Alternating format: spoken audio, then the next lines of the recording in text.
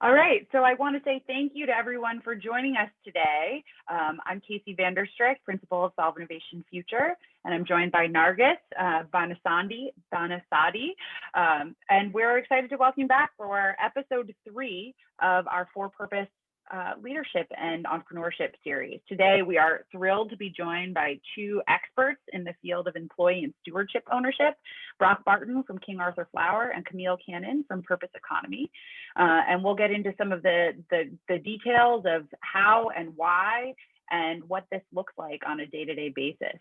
But before we jump into that, Nargis, I would love for you to open up this conversation by telling us why we should care about governance. Why does this matter? Okay, I should remember to unmute myself. Sure, thank you, Casey. Hello, everyone, and welcome to the 3rd episode. As Casey mentioned, the first 2 episodes, we spent time on talking about purposeful entrepreneurship and business and why purpose is important. And starting today, we are going to get to the practical aspect of it, how to implement your purpose in your company and make sure everything you do for the long run stay aligned with the purpose you have in mind for your business. So the topic of governance and ownership is the very first topic we are picking because it's extremely important. When you think about governance and ownership, there are 2 aspects to it. One is the decision making, who is making the important decisions in your company and how those decisions are being made, both in the very high level, such as your board of directors that make important decisions, such as selling your company or what strategy your company should pick, all the way to the hierarchies and details and processes of day-to-day decision making in the company that eventually will determine the fate of who you are as an organization. But governance and ownership is also important when you think about the financial outcome of a company. When your company hopefully will achieve profitability or an exit scenario when there is liquidity, when how the financial profits is going to be distributed and who is going to make benefit of that is very much related to the ownership structure of your company. So ownership and governance is important for you as an individual, for your organization, but also collectively for the whole planet and our economy. How our companies are governed and owned is extremely important. So that is why we are going to look at it today. And the topics we are going to cover today are about steward ownership and employee ownership, but they are not by any means the only ways to achieve the right governance. There are many paths to achieve a good governance and ownership for your company. As we are speaking today, we have this very heated debate, I'm sure, in many boardrooms and companies all over the world, especially in this country, about diversity, inclusion, and equity, and how we can have better representation. We have discussion on how can we have representation of the community, of the employees, or the environment in the decision-making and governance of the companies. We have ways people think about the legal structure of their companies, such as B Corporation or other structures that legally make a company responsible to report on things other than profit, for example. So there are many paths to improve and optimize your governance. But what is important, and we want to emphasize, is that we need to be intentional about it. If you just leave it to chance and following the status quo, chances are you lose and you give up your control to the investors, to the partners, and you lose track and get further and further from your original purpose. So what we want you to have is to be the architect of the governance and ownership structure in your company and have a design approach when it gets to these very important questions. And I hope today you get some good information about that. So do you want to add anything to Casey, or shall we start our conversation with our guests? I think that was an incredibly helpful overview. And the one thing that I would add is to Nargis's point on the implications of some of these decisions. Today, we will also be thinking about corporate structure. So these are legal structures that one can pursue when building a business. And actually, Brock can tell us a little bit about a transition to an employee-owned entity.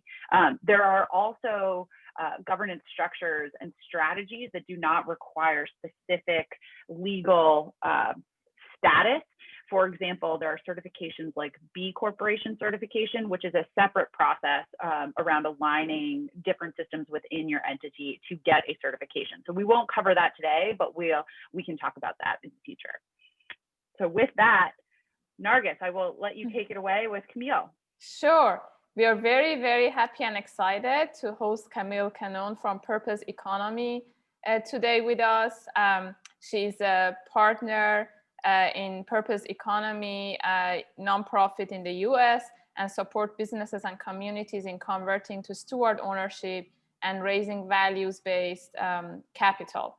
She has lived in Berlin for nearly a decade, where she ran technology teams and startups.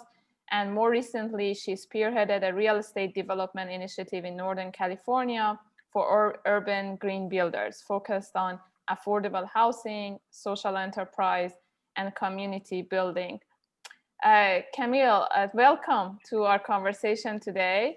It is an honor. I have been following Purpose Economy for a while, and what you do is very impressive. In many ways, you are building a platform and ecosystem for purpose entrepreneurs.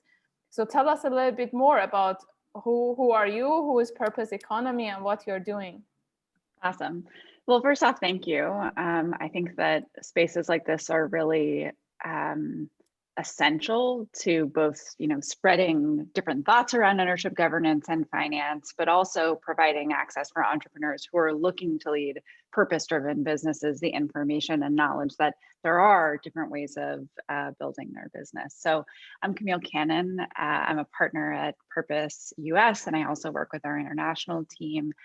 And we've spent the last 3 years in the US really trying to make inclusive ownership, governance, and non-extractive capital more accessible to entrepreneurs, investors, and leaders. And so fundamentally, the challenge that we're solving for is the one that you addressed, which is conventional venture capital puts companies on a track that ultimately ends in a couple of different scenarios. Most die, right? Some IPO and others sell. There aren't a lot of pathways, though, for long-term independence and mission preservation in that capital system. And so we've been trying to craft an alternative track. And primarily our work has focused on what we call steward ownership, which is really a philosophy and a legal framework for who should control and who should benefit from businesses in the economy. And there are a couple of core principles within steward ownership. One is that the company is no longer a commodity, in the sense that once a conversion has happened into these structures, the business governance is no longer a fungible asset that can be sold and traded. The other is that profits serve purpose. So after paying back capital providers and sharing profits with stakeholders, the majority of the profits are reinvested in the business. We didn't invent steward ownership. There are hundreds of examples of this concept throughout Europe. If you look at Novo Nordisk, the largest producer of insulin on the planet, and Bosch and Zeiss and countless other companies, these concepts have been around for a long time. For esoteric legal reasons, they haven't been prominent in the United States. And so we've spent some time figuring out how to integrate these principles into a US legal framework. I think an important note from our perspective and the learnings that we've done is that we've spent a lot of time with businesses, particularly in the sustainable food and agriculture space, with founders who started their business for the purpose of, changing the food system or healing soil, these very, systems level, mission-oriented purposes. And they find themselves 30, 40 years into the biography of their business, and they don't have a lot of options. They can sell to, Kroger, which I think for a lot of them feels contradictory to their mission. or they can sell to private equity. And so we've had to undo a lot of mistakes that people made earlier on in their businesses' lives. And I'm really trying to, enable entrepreneurs to avoid those mistakes as they go out and raise capital and think about their governance. That is fascinating. It's kind of makes all sense. Like businesses used to think about how to build to last and be sustainable organizations. And somehow in the last decade, we have all, I think, got infatuated by just selling quickly.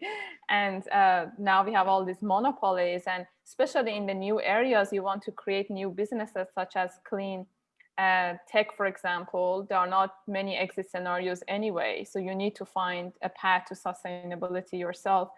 When I was reading the Manifesto of Purpose Economy, one thing that stood out for me was that we have developed so many processes and we spend so much time on interviewing people who work in a company. But when it gets to the highest level in the company, which is a board or that strategic leadership position, it follows the money. People can buy their way to it, or it's inherited. And we are much less thoughtful and thorough when it gets to the highest level of in organizations, and we need to change that. And it's so inspiring when you're saying there are many examples, but they have not, for some reason, they haven't really become the mainstream. So that is my next question for you, that why? What are some of those challenges that entrepreneurs or business owners face when they want to implement steward ownership? But maybe before that, you can explain a little bit what is steward ownership. We talked about principles of it, which is directing the profit to the purpose and having the businesses not to be a commodity that can be easily sold. But maybe you explain a little bit what is steward ownership and then what are the challenges to implement it. Yeah. So steward ownership can take a bunch of different legal forms. It's not like a B Corp or a cooperative. It's not a structural solution. Fundamentally, these structures, through different legal mechanisms, decouple economic rights from voting rights and ensure that the voting rights are no longer saleable. In some cases, there's 100% separation of those two elements. To give an example of it, we helped a company called Organically Grown Company transition into a steward ownership structure. 100% of their common stock is now held within what's called a purpose trust, and voters all hold, investors all hold non-voting equity rights in the business. In other cases, we're not going to get to 100% ownership, depending, on what the industry is, how much capital is needed, and so in those cases, we may see a business. An example is Firebrand Bakery around the corner from me. We put 33% of the company into a trust. It will grow to 100% over the next 10 years. And that trust is stewarded by employees and community members that are, and the business, and the founders who are representative of the mission. In terms of challenges, I think that there are some structural challenges that people face. A lot of it, though, is cultural. It comes down to being able to tell a compelling narrative about the relationship between your mission, the capital that you're looking to raise, and why structure matters. Why does it matter that, for example, a certain percentage of the business is held by employees? What impact does that have on your company and your purpose over time? And why is it important that, as another example, and a common one that we see, why is it important that founders hold a majority stake in the first, X number of years of the business in order to steward the mission to the next stage? That is wonderful. So one of the challenges is cultural and even awareness. I think most founders are not even aware about these alternative choices they have. But one other challenge can be also be the capital that they raise, because many startups, and that's our audience, they do need to raise capital in the beginning. And most of the venture capitalists, as you know, they would like to take control and follow the traditional path.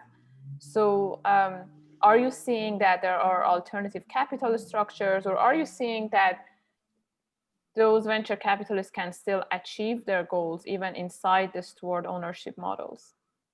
Yeah. I think there are two parts to your question. You know, this is really dependent on what industry a business is in and how much capital is required for the business to be successful. So my advice to a biotech company is going to be different than my advice to a bakery around the corner, right? In one case, we're looking at hundreds of millions of dollars and a huge risk profile. In the other, there's, you know, a moderate risk profile for a company that already exists and is post-revenue. We tend to think about it from a capital strategy perspective, you know, thinking of each raise as an opportunity to raise the lowest cost capital that's going to enable you to keep the most control. And how you define that is going to vary on what kind of business that you're running. We have a sort of heuristic that we use called the ladder of security, which is basically at the bottom of the ladder. Let's say there's an ethics council or you're a B Corp, which, you know, legally basically means is that you have mission allowance. You're allowed to consider mission in decision making of your business, and particularly with the B Corp in decision making around if there's a strategic offer, getting to weigh two options, one that has more mission opportunities in it and one that may not.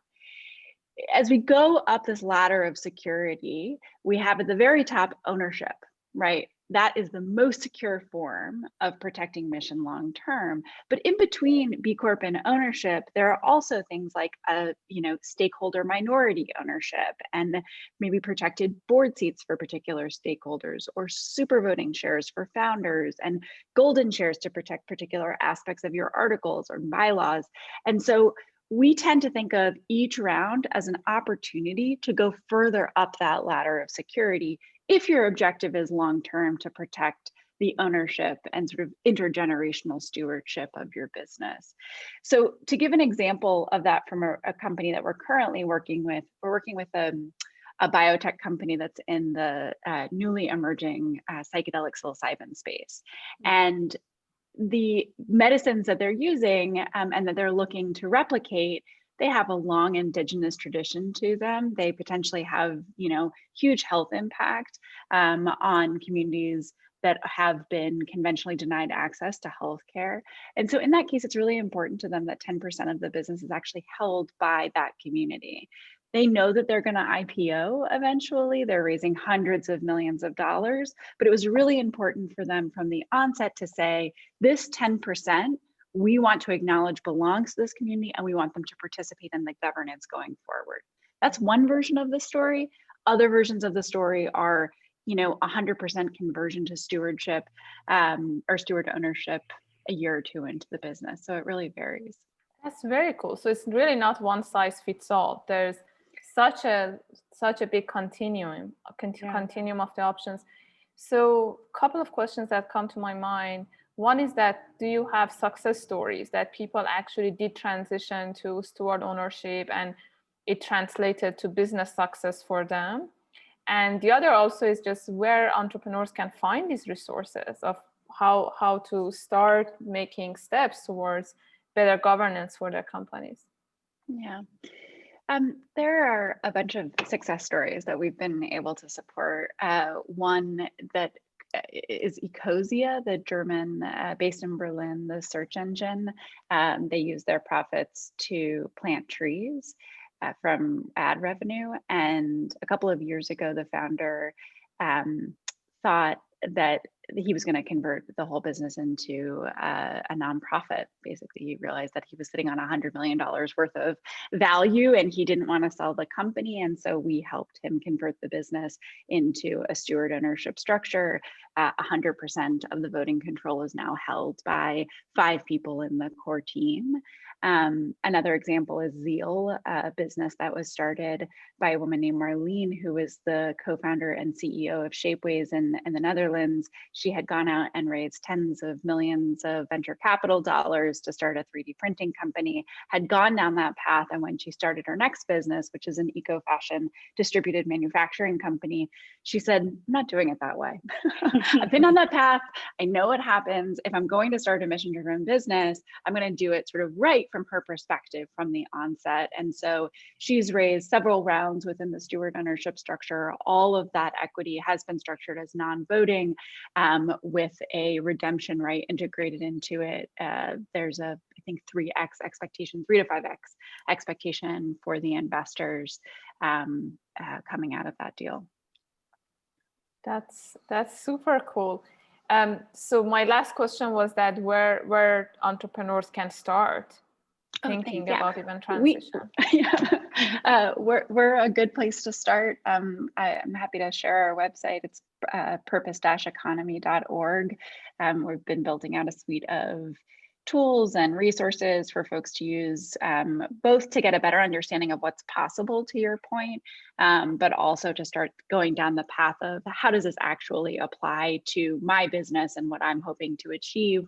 We also run an alternative capital accelerator, which is really designed to help people raise capital on alternative terms so that they integrate more flexibility into their structure earlier on and don't end up, in a position where they lose control of their businesses. Wonderful. Thank you so much, Camille. I think now it's a good time to transition to Brock, who is one living example of an amazing company which is employee owned.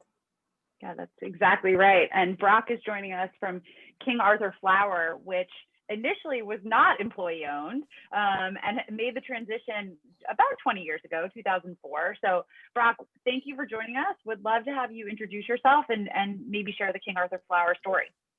Absolutely. First, thank you so much for having me. Like Camille, I think these platforms are extremely valuable to, I guess, to promote alternative ownership structures, which King Arthur is obviously a part of.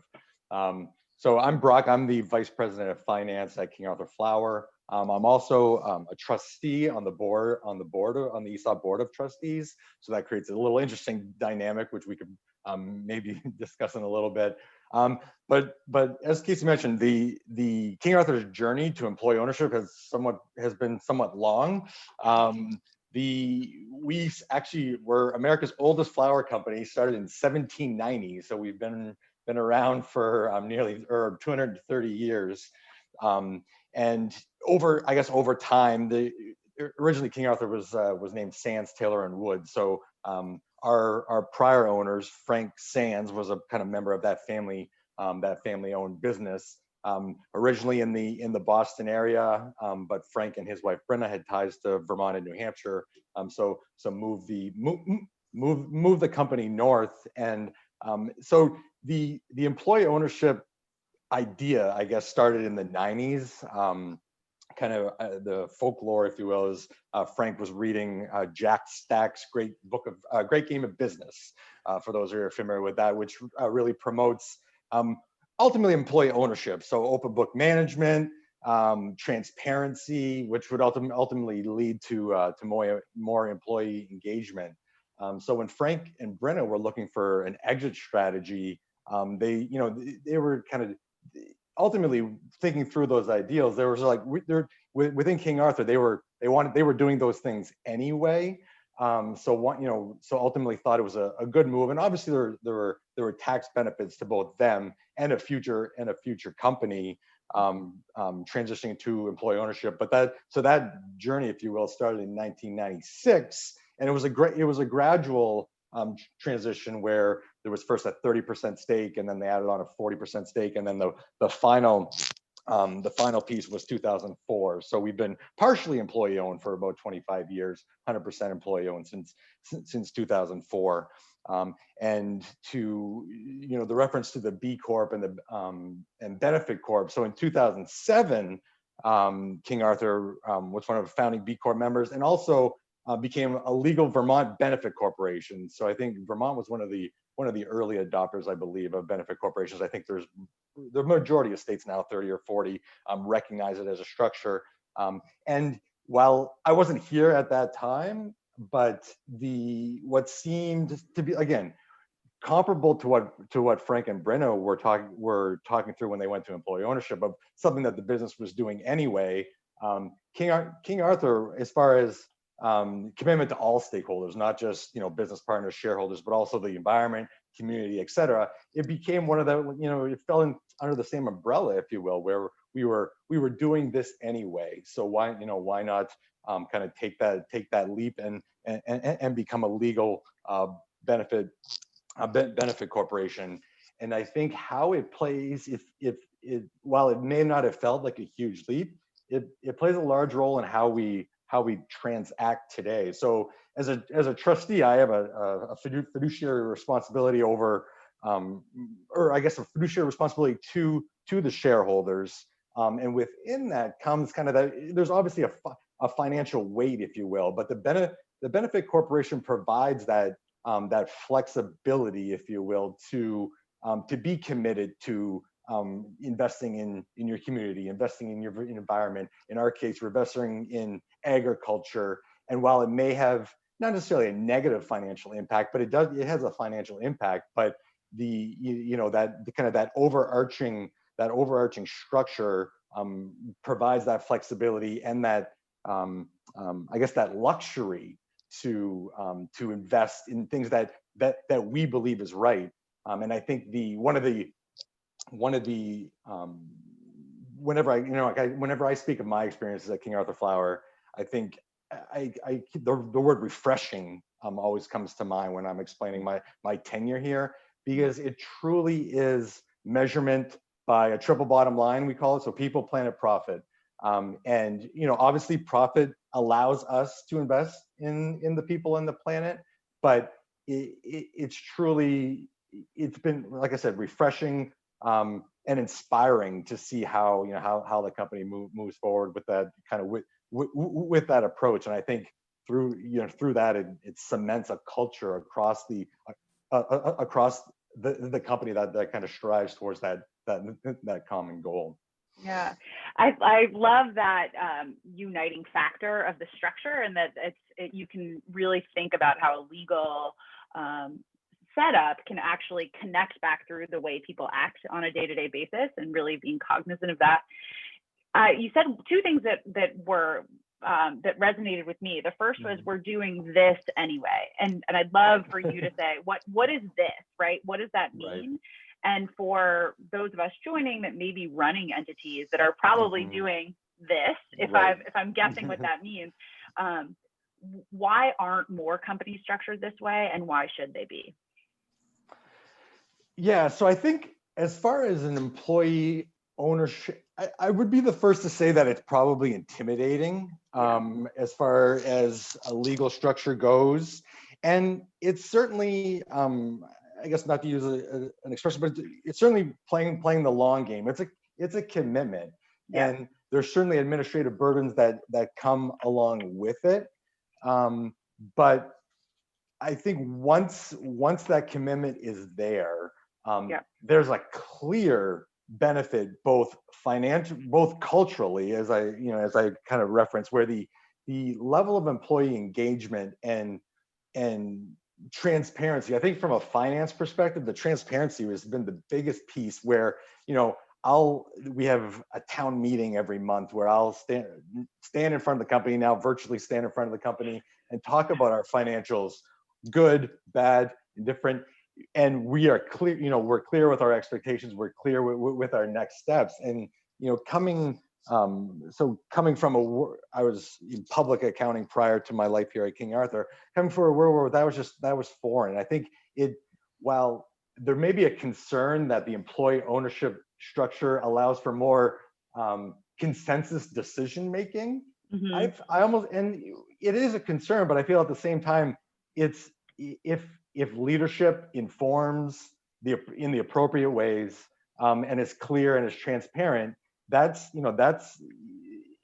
concern goes away. It's set up, we operate similar as a non-employee, a non-employee owned company as far as decision making is concerned. But I think it's just that it's that leap, if you will. It's the burden, the the potential friction, I guess, between operational growth and responsibility to the employee owners. Yeah. And that is a real concern. And I think, and again, I stand in front of the company and say, I show up every day with that lens, where I understand that the ESOP piece, the ESOP obligations, the repurchase obligations when employees either leave or retire, there's a real offset there as far as it relates to financial obligation to those folks, and the opportunity to grow. But it's part of a healthy, candid discussion that we have with our board, and it's just another aspect. But I think it's by no means is it a detriment to the culture and the individual financial benefit that our employee owners receive. Yeah, I think getting into that tension, the little bit that you mentioned around trustee and employee owner and how that friction grows, I could imagine sort of two things. One, that there's probably a healthy growth cycle where the structure supports ongoing decision making that may have slightly slower but potentially more sustainable growth with contribution back to healthy people, healthy planet, however you define that, right? So Absolutely. Maybe there's something about you're buying organically or sustainably farmed wheat that you then mill, or maybe you're even growing yourself and actually managing the full integrated supply chain, where from a trustee perspective, if you were just outsourcing that and moving a little faster in terms of acquiring raw goods, your top line might grow a little faster. So I'd love to hear a little bit more about how you think about that tension. Yeah, I think you're exactly right, and I think the benefit, my reference to the benefit corporation earlier provides that that added.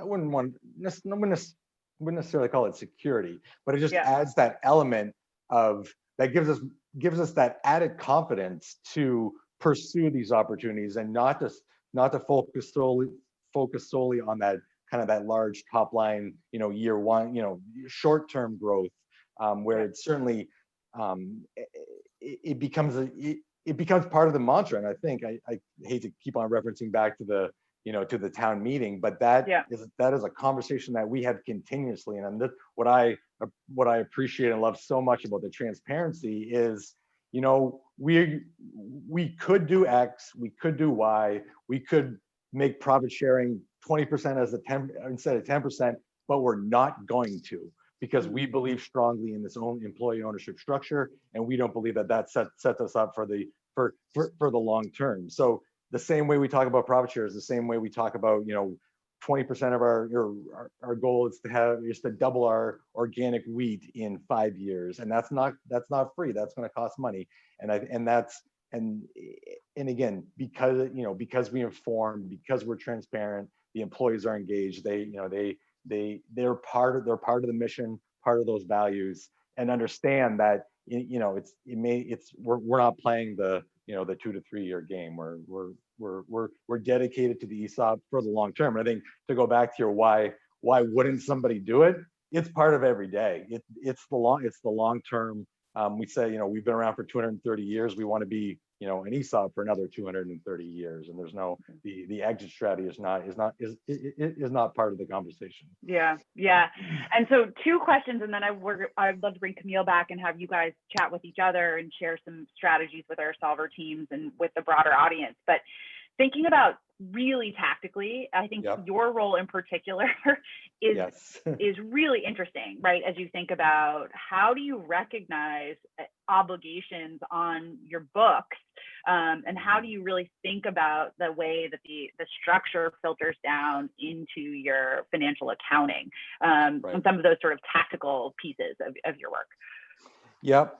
So the one piece, I guess, if there was a recommendation for aspiring ESOP financial folks, it would be to project your repurchase obligation out as far as you can. I feel, I'm on a boards of a couple other ESOPs, and incredibly intelligent people at the helm at these companies there tends to be a focus in those first years to almost sell the ownership structure of like, look at how great this is and look at what our profit share can be and we're owners and we can share. And yes, I absolutely agree. But so obviously this applies to S corporations only, but you do receive an income tax benefit where there's no, we don't pay federal income tax. So there is a clear benefit. And in those first years, when you don't have that repurchase obligation, there's clearly a larger financial benefit there is today than there would be in 10 years. But as a mature ESOP, we've seen significant growth where ESOP accounts are growing 50, 60, 70% a year. We're kind of in a space now where our repurchase obligation is significant and it far exceeds any income tax that we would be paying today. But I think the planning piece is so important that, if you're committed to the ESOP, then you're also committed to the repurchase obligation 25 years in. And I think that's a challenge for me as someone who's kind of in the day-to-day to explain and walk through the variability, quite frankly, of the repurchase obligation to a board where they're looking for consistency. They're looking for projections and that we meet those projections. But if someone that started in 1996 and decides to retire, that's not something you could project or not something you could predict. We certainly have actuarial models that try and map this out, but that's it's that continuous education and communication with your board, with the trustees, and that ultimately kind of paints the picture of what an evergreen ESOP looks like. Yeah. And so I think that's really helpful, if only underscoring that this is a very living, breathing structure that requires care, right? It requires care from input from your team, but also even just structurally bringing a team on board that's engaging in it maybe a different way. So I guess, given that, what advice would you give to aspiring entrepreneurs that were interested in becoming or leveraging these types of structures? Yeah, I think, it's really the commitment to the structure. I think just that awareness of understanding the commitment. And the one, there's, I think ESOPs are still relatively new, but they're certainly growing in popularity. I would absolutely encourage, speak to Camille, there's ESOP conferences, there's plenty of resources out there to attend those, to understand, to understand how, what's day one look like and what does year 25 look like. Because to your point, it requires that care, and it's day-to-day care, and to understand what that, what that means in the long term. So. Yeah, that's great. Well, thank you so much for sharing that story. I'm excited to bring Camille back on to the screen and maybe start with where you might see overlap in what you put forward, Brock, in terms of the experience, and Camille, what you put forward. I'm wondering how often are you two talking to each other in terms of the field building for Nargis, from Nargis's point? Yeah, I think. I don't know, Brock, if you have an immediate response to that question.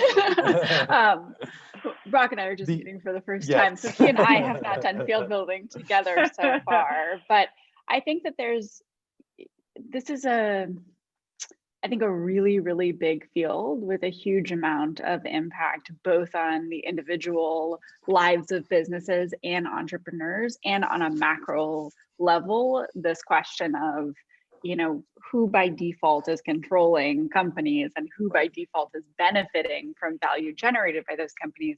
I think both the ESOP and the structures that we're working with disrupt that. And I think where there's a lot of commonality and the need for field building is to develop language that helps position let's be frank, like are somewhat otherwise boring topics of ownership itself is not a particularly thrilling one. My parents definitely don't understand what I do for a living.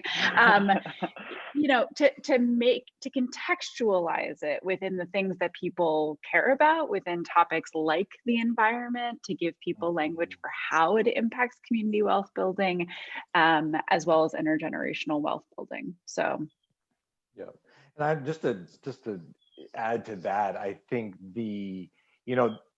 employee ownership is obviously a huge part of who we are. But I think the benefit, as far as, I just think of kind of the day-to-day to recruiting folks to King Arthur Flower. What may have been more employee ownership and financial benefit of employee ownership, which is a huge piece 10 years ago, has developed more into how does employee ownership play into our legal structure as a benefit corp, as a B corp. And I think that's where we're still relatively immature as to how to bring those two pieces together. So I think that's where I would certainly, if I would have conversations with external folks, that would kind of be how to help promote and to kind of efficiently bring those kind of two critical pieces of who we are together. Yeah. The The only only thing I would add is just to date, the ownership space has been very structure first. It's ESOPs or cooperatives or different forms of employee ownership. And I would just stress that for younger entrepreneurs to really take a blank piece of paper and think about what you want to achieve, not necessarily from a legal structural perspective, but from the question of how do you want value to be distributed to your stakeholders long term? Is that just employees? Is that patients and farmers and nonprofits that have to do with your mission? It can be a very wide breadth of stakeholders. And conversely, whose perspective needs to be at the table and in order to preserve the long-term stewardship of a company and to work back from that design into a flexible legal structure, just because the younger businesses often don't know exactly what things are going to look like in 30, 40 years. And we can think about these structures as iterative designs versus, end all out of the box solutions. Yeah, that's actually a nice segue from one of the questions that we had from the audience. And again, please feel free to share your questions for the panelists. Camille, one of our participants asked, if you're already on the venture path, how do you change the structure? And have you seen negotiations with a current shareholder go? And to your point on, it's an evolving process. How do you think about incorporating, to your point, the sliding scale of options into, if your end goal might be employee ownership or King Arthur Flower like end goal? Yeah. So we've seen negotiations go a lot of different ways, and the biggest determining factors are how much control do you still hold in the business. If you're at your Series B and you've sold off a majority stake of the business, it's going to be difficult to step back into a structure that's really designed to preserve long-term independence. Now, if you've done one raise and you feel like your investors are really values aligned and understand your mission, it's absolutely worth going and having a conversation about how to together, collectively track a different path.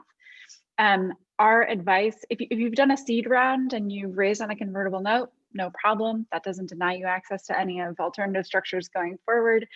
So that's not an issue.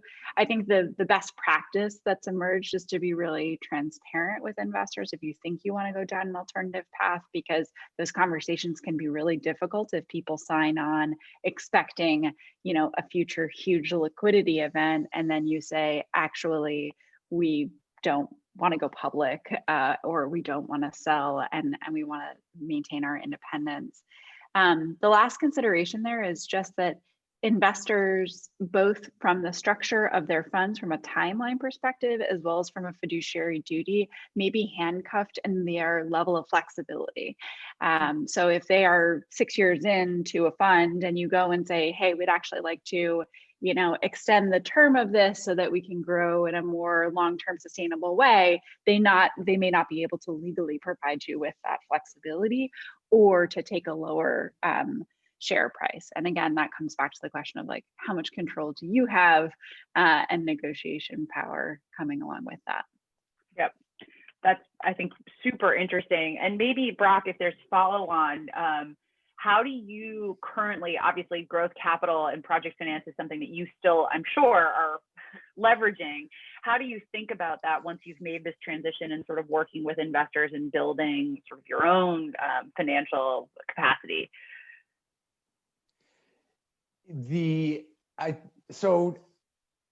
So we, quite frankly, we've not been part of I guess that hasn't been a big part of our discussions. I think we are beginning, we are in a kind of a high growth period now, and looking towards those alternatives. So quite frankly, we have been pretty bland as it relates to outside funding. But when again, you're traditional financing as it relates to facilities and things like that. But we've recently starting to put together a strategy for potential acquisition. So certainly talking to, I think in those cases, usually traditional lenders. We've not gone too far outside of that scope yet. But I think just when it relates to kind of the flexibility, we continue to look for those for kind of alternative methods if that were ever to come our way. So. Yeah, no, that makes good sense. But I think you're in a high growth period probably because of people like me who are baking more than I have in years because we got a lot more time at home. Absolutely. But I think it's interesting to say, okay, it seems like a big step to get to, and maybe that, I don't know, I'd be curious, both of you, your reactions to the idea that some of these ESOP models started to be less mainstream, given it seems hard to grow, right? So we can use some of the Ben & Jerry's examples or other companies that were really thoughtful about employee engagement. And then when, the founder or other is ready to leave and sells or moves on, all of a sudden there's a big switch. So from a sustainability perspective, curious how you guys think about growth. How do you grow while you do this? And two, how do you succession more than anything else? How do you make sure that these structures are sustainable should leadership decide to move on? Right.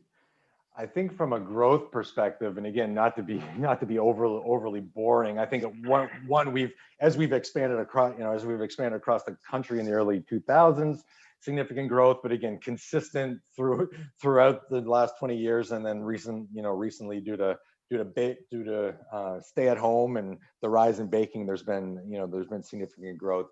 I think what's always kind of been sitting behind, and I think I'd be lying to say that the ESOP doesn't have an impact, is that we're, I guess, relatively asset light. And I think from an agricultural company or a food company, that's not necessarily the norm. So we don't own our mills, we don't own our command facilities. And so really the investment in those, I guess our return, if you want to call it, the return on assets is significant. And I think that's how we try and measure ourselves. And I think that's how we've been able to grow and be able to fund our ESOP and to be sustainable. And I think so the investment is largely in customer engagement, our marketing spend along those lines. And I think it would absolutely be a challenge if we shifted that model. I think it would certainly it would change how we currently fund the ESOP. Yeah.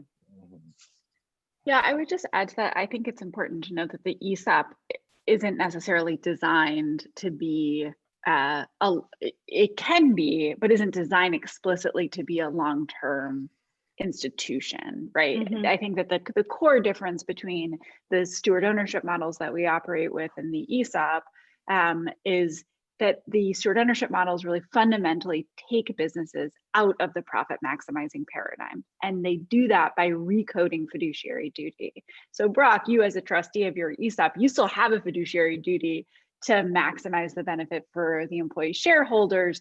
You have more flexibility because of the B Corp, but it's very clear what the purpose of that institution is. And so if a strategic offer comes along, or if there's a, primarily if there's a strategic offer that comes along, Brock would have to take that offer if it meant maximizing the value of the retirement plan. So it's not explicitly designed to maintain independence and ensure intergenerational succession. If that's the objective, there are ways to do it. The ESOP is just not necessarily the model if that's what you are striving to obtain. Yeah. Which isn't to put down the ESOP in any way. It's just a legal. Right. Building on that, Camille, you said one of the comments you mentioned was these companies might not like to sell, or they might not like to go public. I wanted to explore that further. Is it possible for steward-owned companies to go public, and what are the ways in which they can go public? And a bigger question of how we can make these practices, the whole continuum, more mainstream. Yeah, so steward-owned companies can go public, just not in a traditional sense. They can go public with low or non-voting shares. If you look at the Danish stock market, half of the market capitalization, over half, is structured as steward-owned businesses, and that's also possible thanks to the cases like Snapchat and Facebook and other. There's been precedent set for super voting shares in public IPOs, so it's definitely possible. And in terms, the thing that we're really trying to prevent is structures where there's unintended incentives that lead to future sales or future co-opting of a structure that was really intended to align the incentives of stakeholders and ensure, responsible transference of power and accountability. Lovely. No, that is super helpful. I think any other comment that Brock or Camille, you can share to make this whole huge topic a bit more tangible for our audience. For example, Brock, from your perspective, how is your company different from a company that is not employee owned? You mentioned a few things such as better engagement of employees, is continuous conversations you have on all the levels, and the transparency. But for someone who is not familiar, how would you get them excited to think about, or these are some of the other key consequences of being an employee-owned business versus not? Right. I think certainly the culture, and again, could you foster and promote a similar culture without being an ESOP if you had the appropriate leadership? Absolutely. I think that the engagement piece, and I think to come back to the financial impact of an employee owner, I think there's an inherent engagement behind that, where while they may not, we have 400 employees, while all 400 employees are certainly not involved in the day-to-day decision making, there's clearly a feeling that their day-to-day work impacts business performance and therefore impacts their financial future, which in a traditional ownership model you would not be able to replicate that. So I think that's the excitement, and I think it's messaging, it's communication, but at the same time it's real, and it's when you talk about tangible, that's something that an employee can pull out their stock ownership certificate at any given time of the year and see how how company performance is directly benefiting their retirement future. Thank you. Camille, do you want to add? Yeah, absolutely. I think that the thing about our current system is it's very intransparent, but the legal DNA of businesses that are it's the default setting in the system, they predetermine so many outcomes around how decisions are going to be made long-term, and what the relationship between employees and community members and stakeholders are going to be. And someone said to me yesterday, and I thought it was a very apt criticism of ourselves as an organization, but also of trying to convey the impact and sort of the magic of this work, was that the words that you use don't actually like convey the quality of the calories of the impact that ownership, governance, and finance have on an organization. Because really fundamentally, we're asking the question of, why does this company exist? And I think a lot of the people, within the MIT Solve community, I imagine folks that are listening started their businesses for reasons beyond just wanting to exit or, make a bunch of money or make their investors a bunch of money. I think that there's a community of people who are really driving societal and systems change through for-profit structures. And getting to the root of the relationship between not only the what of impact, but the how of impact, I think is fundamental to creating a more sustainable and inclusive economy. We're not going to get there in conventional structures. It just isn't conducive to, I think, the type of change that a lot of these businesses are striving to create. So it's boring, but it's actually very interesting, is the... I think as you get to do it and know more about it, people would get just more and more excited. And this is like, we are lucky that there's much more attention to it because of the pandemic and all the climate change. And I think people are realizing that business as usual no longer helps us to get out of the crises we have created. And thank you so much for leading the way and showing the way by example to other folks.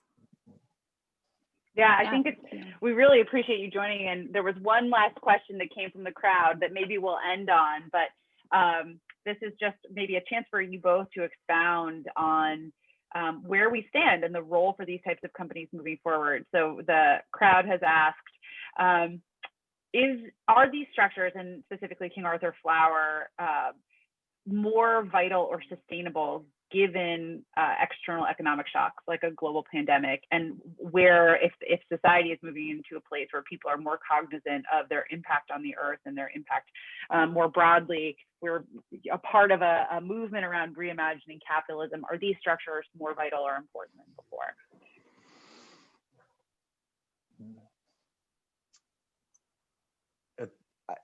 I think it's a good question. I would like to believe that the answer, at least for as far as King Arthur's perspective, the answer is yes.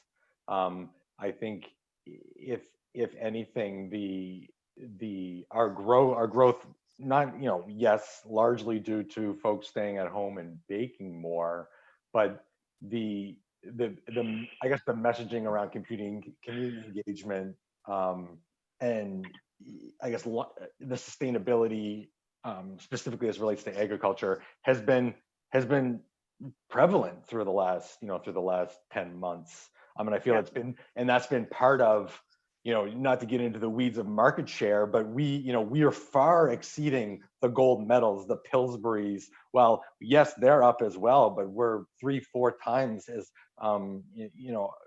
ahead of them. And I think we believe strongly that it's part of kind of what our DNA is and a part of who we are, and that our customers are our growing customer base is seeing that and engaging accordingly. Yeah, the only thing I would add is we have the benefit of this really clean data set from Denmark on the impact of these structures on businesses over several decades. And what we see is that companies structured in this way are 6 times more likely to survive economic downturns than conventionally structured businesses. They're more resilient, they invest more in innovation, they invest more in their employees, because they're not making decisions that are driving quarterly earnings for investors. They're able to take a more long-term stance. And I think if anything, this year has proven like resiliency is not your ability to respond to what's happening in real time, it's your ability to plan ahead.